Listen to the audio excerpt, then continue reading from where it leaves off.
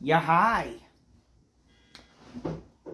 Alrighty, ladies and gentlemen, it is time for your WWE Backlash 2025 review. Grab your Coca-Colas, drink it magnificently, and aspire to make the bitches go, oh shit, you motherfuckers. Yeah, that's good stuff. Need that energy because I just woke up. So I didn't get to do this review last night. I mean, I did a live reaction. Well, not a live reaction. I kind of filmed myself reacting to the ending of Randy Orton versus John Cena. The last time ever, supposedly. Overall, the show was a fine show. I will say this. No matter how I criticize modern WWE and even with Triple H, there are positives and negatives to how the pay-per-views are formatted. Like, I do get why sometimes he does the 5-match or show concept, because at least when you have 5 matches, they're showcased in a sense more so than cluttered. But back in the day, here's the thing. Back in the day, we had great pay-per-views, and all of them could stand for, it could be a 3-hour show.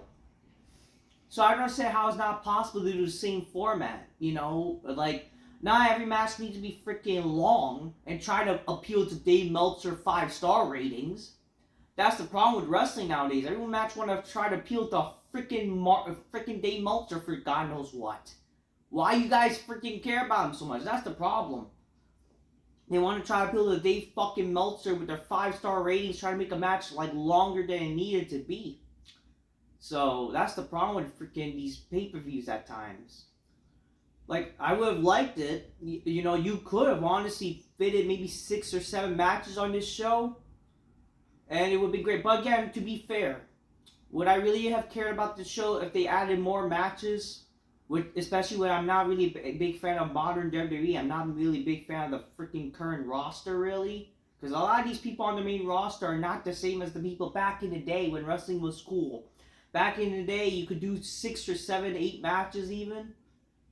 Like, let's say, take a look at Backlash 2000 and, 2000 actually. Backlash 2000 is one of the best Backlashes, one of the best shows ever. I'm pretty sure that show had like freaking 7, 8 matches. Great stories of each show. Heck, even a recent, like, I remember WWE, I think last week, they uploaded on their WWE Vault YouTube channel, Backlash 2008. That show itself had like 8, 9 matches. And they were able to fit in a 3-hour show. Back then, the problem is, nowadays, they have like so many freaking titles. They have so many freaking titles nowadays.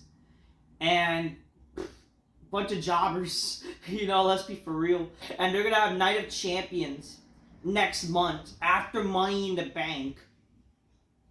So great, more women are be covered up and shit and whatever, and God, and then what, are even all the titles be defended? That's the problem. Back in the day, all the titles were defended.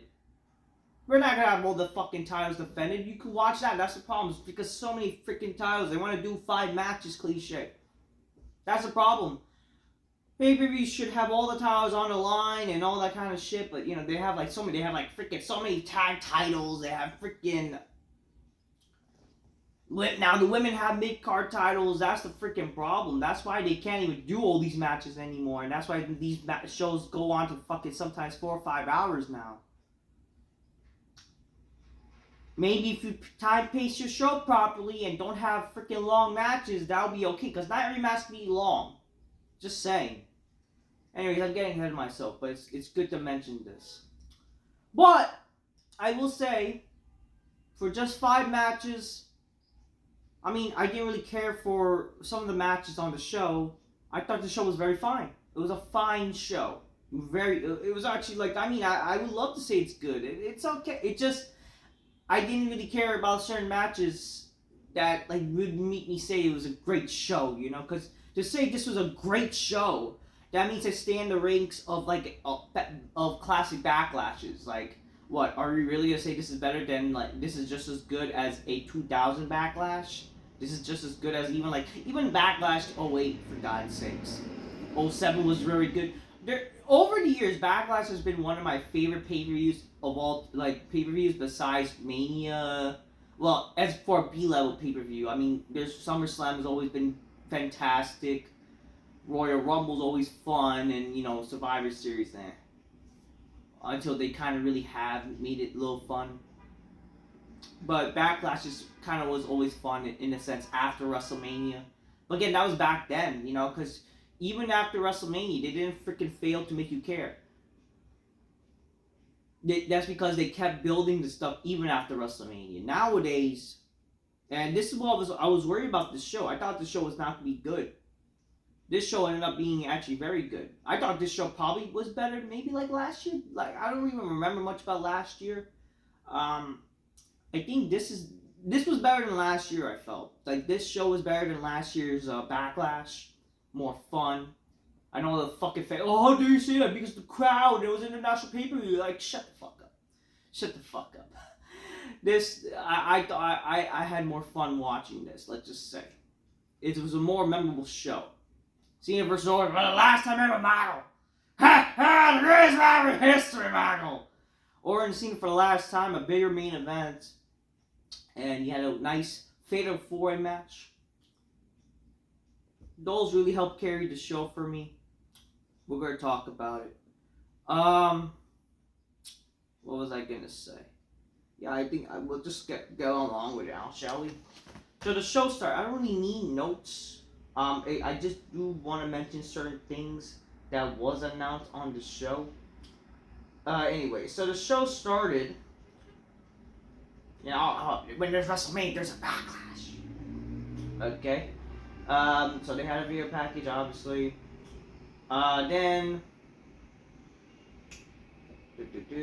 first match, ladies and gentlemen. So the first match, Jacob Fatu defeated LA Knight, Drew McIntyre, and Damian Priest. This was a fatal four-way match for the United States title. Very good match, by the way. I gotta be honest with you guys. I was so tired up at this point for some reason, because how tired I am nowadays with life. This match woke me up. So thank you for having a match that woke me up. I was actually thinking I was going to try to stay up, and maybe like the women's match will be next. I'll probably sleep through that, and I'll wake up just in time for the main event. But knowing myself, I'll probably sleep through anything. Thankfully, this match woke me up, because this match was actually very good. This match was very exciting. I gotta tell you. This match, very good fatal four-way match. Very good. Lots of action, high intent, like everybody got it. It all worked out of how everyone got their spot in. It was just a fun. That was a great fatal four-way match. They killed it. This was what a great opener. Honestly, very fun, exciting. Jacob Fatu is a fucking beast. People want to cheer him. They should. You should turn him to an ultimate babyface. Like, what a beast that guy is. McIntyre, always cool. The problem with McIntyre, though, McIntyre may have gotten hurt during this match. So here's my little problem. So Damian Priest, he did his South of Heaven choke. So him and McIntyre were brawling through the crowd, right? And they had a big table spot. Oh god, everybody fall down. It's typical, but it's fun. But it's like, Damian Priest, in what logic, cost himself to win the United States Championship? Why is he doing a choke slam and he's jumping with freaking McIntyre? Shouldn't he have done this choke slam by just choke slamming him? Where's the psychology in that? You know what I mean? That I know, is that nitpicky? Maybe. But it's like, we're talking about logic here. How does that make any sense? Because now he cost himself the match. He could just choke slam him. Because I do feel like with Priest not being involved in the match, it kind of hurt when Knight and Fatu, they're fighting each other. And it's like they were waiting for something. You know what I mean? But I hope McIntyre is okay. There's word that he might have gotten hurt during that because he hit his head hard. He missed the table, which is like, fuck. He could got a concussion because of that shit. So I'm hoping he's okay. But yeah, this match was fantastic. Very fun Fatal 4 match. There was a finisher fest in towards the end of the match before Priest take McIntyre to the crowd. Oh yeah, McIntyre was about to win the match after like the finisher fest, but like Priest. Priest was about to win, but then McIntyre had to run to stop Priest from winning the match, and then that's what led them brawling. It was a fun match, killer, killer match. I loved it, but the ending. I will say the only problem with a few matches though tonight was the ending. I will say that. So Jeff Cobb, I only know this guy because he appeared at AEW one time and didn't appear after that for some reason. So Jeff Cobb, he's not even Samoan. He's like part of the bloodline now, or the new bloodline. He helped Solo attack LA Knight, and that's what led to Jacob Fatu decided to capitalize, and he won the match with the moonsault, pinning Knight again. I don't know. Okay, I guess Jeff, Jeff Cobb is good to switch the clearly more entertaining Jacob Fatu. Jeff Cobb, like, who is this guy? This guy is not even freaking Samoan, I think. I thought this whole idea of the bloodline, they're all Samoan and shit besides the Honorary Uce. What are we doing? I don't even know. Are we even a bloodline anymore? I don't fucking care. I don't know why that's happening. I really don't. I mean, I get it. You're trying to do something. Okay, good. You're trying to do something now. But it's like, whatever. Whatever. Okay.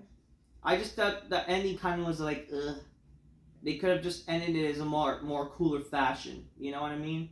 I just feel like the ending kind of like felt a little anticlimactic, if you be honest. And the fans even react because they don't know who the fuck this guy is. This is the problem. You can't just bring a guy out of nowhere and without building him up, especially when he's not having in an NXT and whatever to get people to know him and shit like that. How the hell people gonna fucking care? You know what I mean, folks? Whatever. It's announced that the next it's not even. I don't know why they're hyping this up. Like, Money in the Bank is the next pay-per-view, but yet they're hyping that Saudi Arabia United Champions is coming up. So they're not doing King of the Ring this year, which I don't know why. Nor did I care. I mean, what's the freaking point? I'll be honest with you. King and Queen of the Ring is a lame name. That's why they should just stick to King of the Ring and just do the Queen tournament. So I guess what? Is that a thing they're gonna do? Like every one-off, like every other year they're gonna do King of the Ring? I mean, I don't know. I feel like it's not confusing. It's just like, why need to do that? I don't know. I don't care. I don't care. It's not like no one's gonna fucking care about the King of Queen of the Ring. Nothing. It's just what? Okay, they get a title shot and what? They have a prestigious king gimmick. Whatever. Now United Champions is happening and freaking not every title is gonna probably be defended. And that's happening after Money in the Bank. That's freaking 2 pay-per-views a month. Oh, I wanna live. No. Why you gotta do 2 pay-per-views a month, guys? No. Second match, freaking Bird Lady, aka Lyra Valkirya. Lyra Valkirya defeated Becky Lynch. I'm sorry, this match was kind of terrible, I'll be honest with you. This match was a finisher fest out of the boom bang. Oh my god. How is it believable that Lyra Valkyria, for the size she is, and also like the person she is, how is she able to kick out like 3 manhandle slams? That's like fucking Taka Michinoku kicking out the rock bottom 3 fucking times. Okay? And I'm not complaining. I like Lyra Valkirya. I'm happy she won. I am. I mean, she's invited to the Big Black Couch. But apparently she has a fiance who doesn't even look like a chattish type of, masculine dude. Which gives you guys hope. If you can dream of yourself. If you believe in it, if you have love inside your heart, if everybody love each other, the world would be a better place to live. If you can dream yourself, you too can live your life and find a special woman. The guy's not even that. I mean, who knows? Maybe he's metrosexual. I don't freaking know. A lot of women like to fucking peg the man nowadays. So, I don't know. You just gotta be lucky. You gotta have money. You gotta do whatever. You gotta be lucky, motherfucker. You gotta have money. You gotta be good looking, all this shit. I don't know. Just know, sometimes maybe women don't want to love you for you. I don't know. I don't freaking know. Just, in the end of the day, just do your best. Just live your life. Just live your life. Do the best you can. And maybe you will find that fucking hot chick to fucking the Big Black Couch make you go, oh shit indeed. Alright? It's just me. You can win her over probably with the and that way she won't leave. Even if how fucking, messy you are. Doesn't mean you should not freaking get a job and freaking actually look like a man. And freaking take care of yourself. Go shower, brush. I hate to just go shower, bro. But I'm serious though. How about you go take a shower? Because no one knows what the fucking smell. It's not even just for. How about this? Don't just live for women. Live for actually being a fucking decent human being in general. Okay? Don't just do it for women. Actually freaking clean yourself to just, I don't know, so your mother and fathers and whatever can't fucking smell the odor. Like, please? How about that? Holy hell. Just be a decent human being in society. Whatever. But good for that guy, who's with Lyra Valkirya. I guess that added her fiance, she's, oh my god, she's getting taunted. She's taunting him. I'm stalking her. She's stalking her. Oh, he caught him. Or he caught her. Whatever. We're talking about women's matches here. I don't know. I don't care. Whatever. Lyra Valkirya won. This match was a finisher fest from the boom bang, and I don't care. I don't know why people pretend this match. Well, because false finishes. Whatever. Lyra Valkirya won with a roll up, and then Becky attacks her right after that. Lyra apparently got her nose broken, or supposedly. I hope she's okay. I feel sorry for her. I mean, people gotta be careful with them noses, bro. Fuck. I'm worried about my nose in the future. Fuck. Got nose surgery 2 times, and I hope you get careful. Third match. Dominik Mysterio defeats Penta. I forgot this match happened on Raw like a few weeks ago. And I don't know why they're doing this on a pay-per-view. This match was like a Raw match. Why are they doing it again? Unless, like, if you were to do something special with this match was just the same thing they did. It's just they added freaking Chad Gable as the Lucha guy, whatever, Lucha fucking Americano. I don't care about that name. I don't care. I don't know. I mean, at least like with Chad Gable is a classic gimmick. Even though he's pulling a blue blazer, which is like, you gotta be careful. It's May now. It's May now. You gotta be careful that hopefully the curse of Owen Hart doesn't happen again. But, hey, let's hope. Oh shit. Something's gonna happen in AEW. You never know. Freaking, they're doing the Owen Hart Cup in May. Oh fuck. I don't know. You never know, man. The curse of Owen Hart is alive and well, folks. You never know. I don't know. They announced a Saturday night main event, which is happening in God knows when. Jey Uso defending his title against Logan Paul. So rather doing it on this pay-per-view, which they seemingly were gonna do, they're building up the Saturday night main event. How does that make any sense to listen, I have no problem doing something Saturday night main event, but why not have done something you do here to lead the Saturday night main event? Cause I was confused on Monday. Wasn't the match supposed to be set up for this show? Like, this is the problem. And this is why, and the problem when WWE has too many masters to appeal. They have to appeal to the USA Network. They have to appeal to Netflix. They have to appeal to Peacock. They have to appeal to now the NBC. This is the problem when you have to have too many masters and you're like, now you have to worry about pleasing everyone now. That's the freaking problem. I mean, this would not be a problem if you had good writing. Whatever. But, like, imagine you're watching a pay-per-view and you're advertising Saturday Night Main Event, a TV special. Like, how does that make any sense, you know? And also, they're advertising Monday Night Raw's matches. Like, we're doing a pay-per-view here, and you're advertising for a Raw?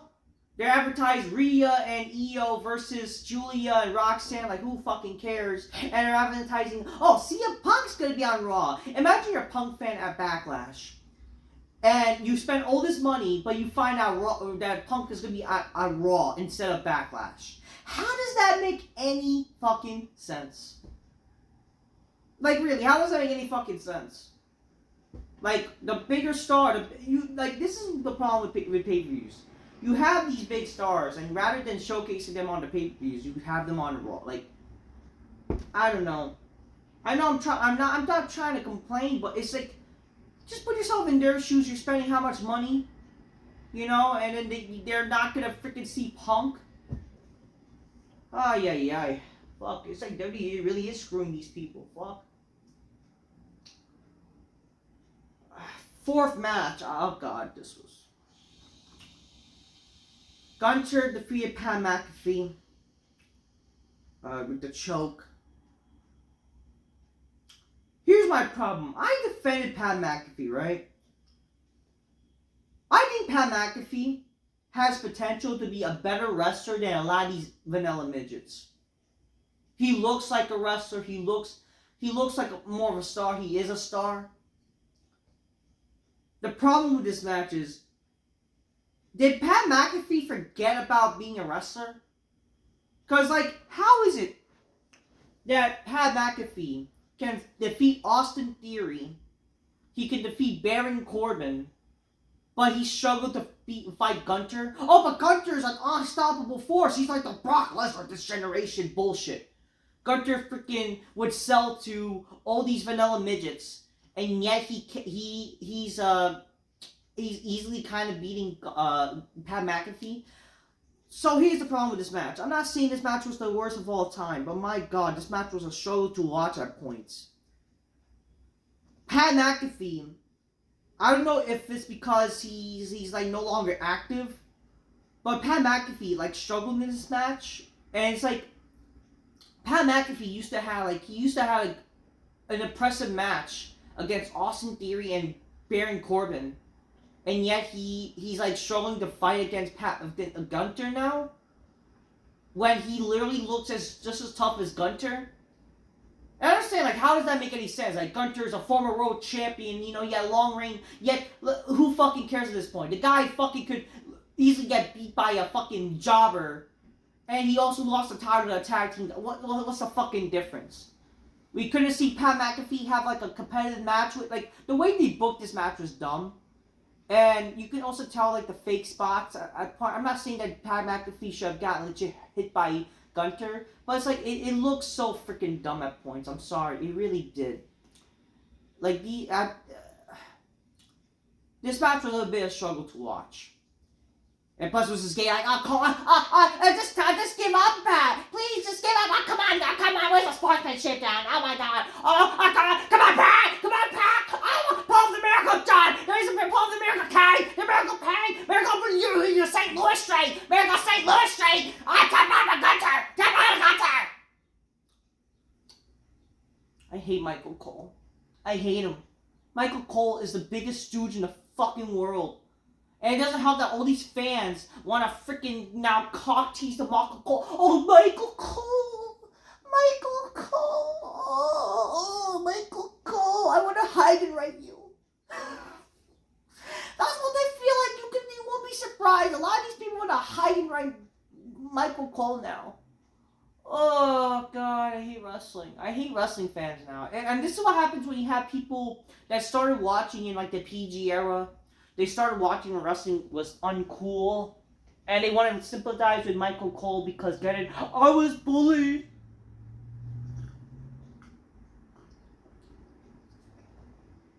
Michael Cole's better than Jim Ross. Fuck you.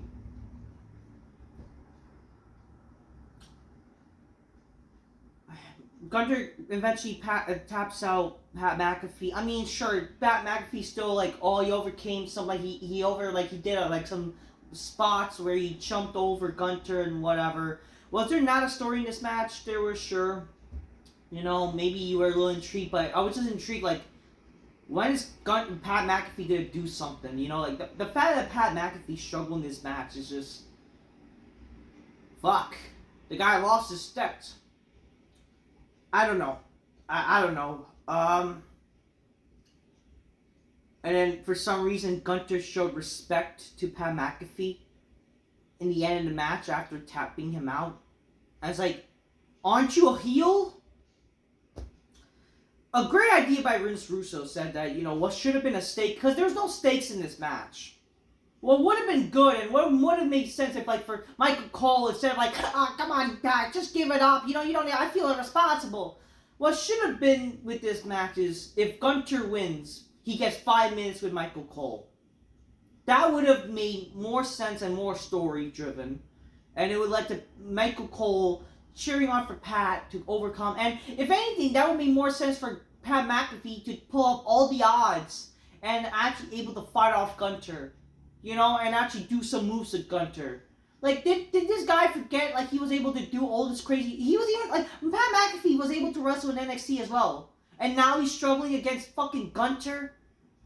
I'm sorry, I understand, former world champion, blah, blah, blah. I'm sorry, but you can't just say that, like, oh, Gunther, can't sell the fucking Pat McAfee, when literally Pat McAfee is bigger than all these vanilla midgets that Gunther sold to. And he looks more like a wrestler. He's looking more like a wrestler than Axiom or all these midgets that Gunther tried to sell against. Like, come on here. Just saying. This match should have been way better. Would have been made. I would have made this match no DQ if that was the case. Heck, I mean, you could make fucking Pat McAfee the next Shane McMahon. This should have been a no disqualification match. Have fucking Pat McAfee become Shane, basically. Whatever. I mean, the match was... I did not like this match at all, I'll be honest with you. This was a struggle. The main event, though. Alright, the main event. We had a great video package highlighting the history of Cena and Orton.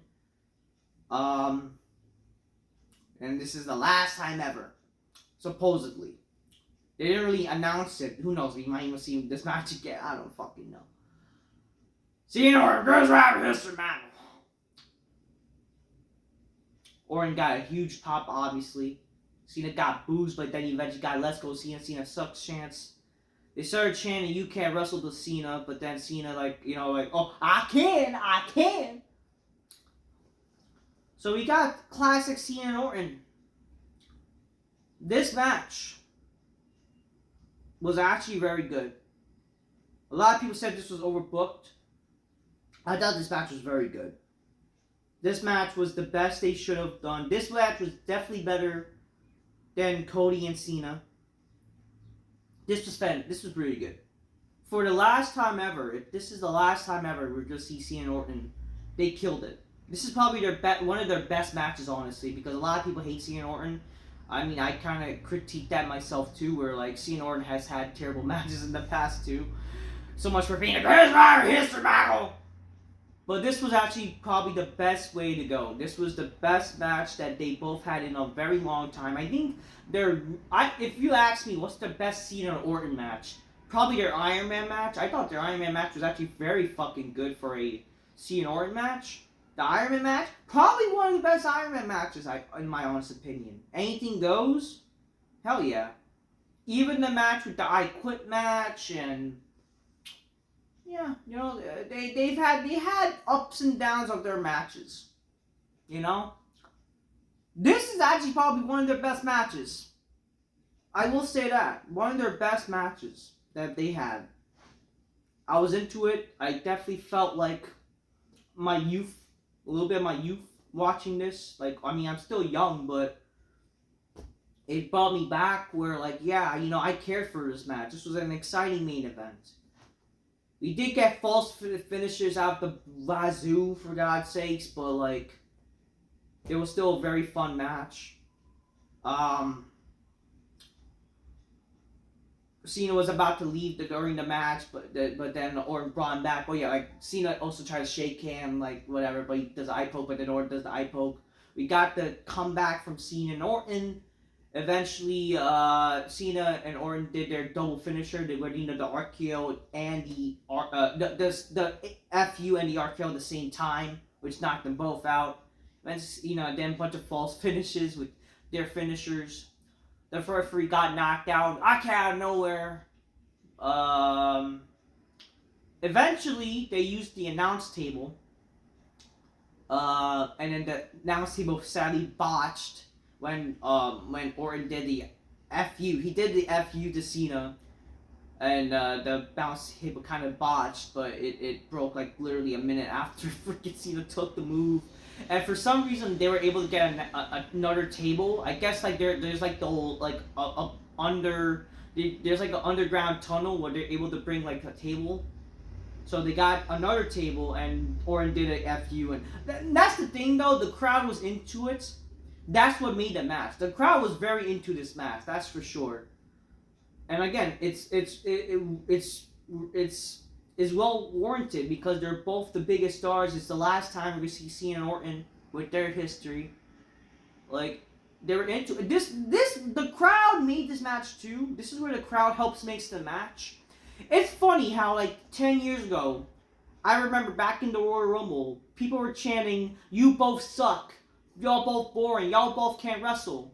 You know? They were hating on Cena and Orton. They did not want to see Cena and Orton. And now, people are cheering for Cena and Orton. Isn't that sad? I mean, this is probably because these are the modern fans, maybe. Because this is the generation that grew up with Cena and Orton. You know, these are not the same people who probably grew up with Rock and Austin and shit like that. But I mean, as a guy who watched Rock and Austin, I mean, I'm not saying like I grew up like, listen, I was born in 1999. I did bother to watch back, so that's why I would consider myself like a Rock and Austin type of dude too. Even though I grew up with the Ruthless Aggression era. But at the end of the day, you know, you can't help but not to like enjoy this match. And yeah, maybe Cena was right, where the childhood kind of dies tonight, you know, or last night. Yeah. The referee kept getting knocked out. Orton was about to do the punt, but then Cena was about to do the punt because, you know, whatever. But then RKO, but the referee got knocked out. Yeah, a bunch of referee bumps. Then Pat McAfee. Oh yeah, Cena. So I don't get this. So Cena, he had the title, but he hit the referee. Shouldn't that have led to a disqualification? You know, and I was thinking, and this is what fans were thinking or hoping. They were hoping to see like a homage to No Way Out 2008, where Orton cost himself the match, but he was still champion. I was thinking that was gonna happen. They're gonna probably prolong this match to even the fucking Saudi show, because I could just tell the Saudis, because they want to see Cena, or like, I want it over here. You know what I mean? We want the last time ever here in Saudi Arabia. You know what I mean, folks? But no, WWE's not gonna do that. For all we know, they'll probably do Sammy and fucking Cena or something, or some Saudi guy. I don't know. They might even bring Muhammad Bombhouse to this. Or Osama from the dead. I don't fucking know. And Cena will become a babyface one night that we are caught in comers of permanent of Osama bin Laden. You never know. I think it's like, isn't it the anniversary of like Osama's death? I don't even know. I don't fucking know. Shouldn't that have warranted DQ? I don't know. I don't freaking know. Regardless, Orton did RKO after that, but then a bunch of, you know, agents, including, you know, the jobber agents, the jobbers of before, agents now, like we saw, was it Jamie Noble, Jerry Mercury in them, a bunch of past jobbers, and Nick Aldis Nick Aldis is out, like, what are you guys doing? Whatever. The referee's knocked out. Blah blah blah. We can't bring out a ref, I guess. But then Orton freaking went apeshit. He fucking did RKO's bunch to all of them. And it was freaking hilarious. It was so hilarious. I was like, it was fun. And then Cena did a low blow, hit him with the freaking belt. And then the referee comes in 1, 2, 3, slow count, and that's how Cena wins. And that's the last match of Cena Orton, supposedly. That was very good. That was one of the best Orton Cena matches. I will give credit to that. That was fun. That was a fun match. Very good match.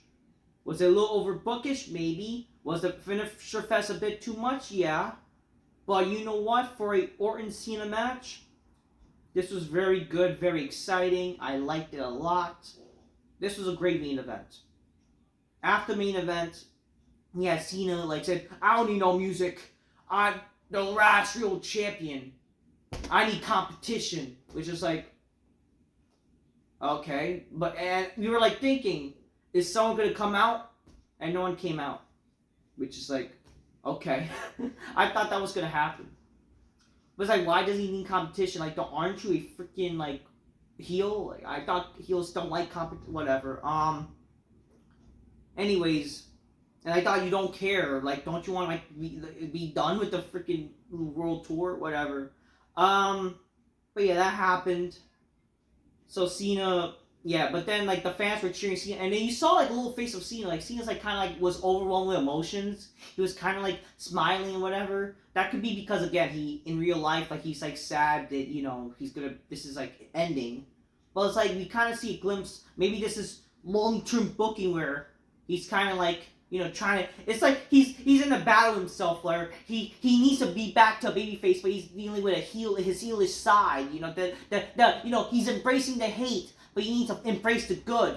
Is that what it is? Whatever. But there's no music. He's posing and he walks, and we hear the fans chant, "Thank you, Cena." I don't know. I didn't know why they needed to end it like that. But regardless, I don't know why there's no need for music. I don't know.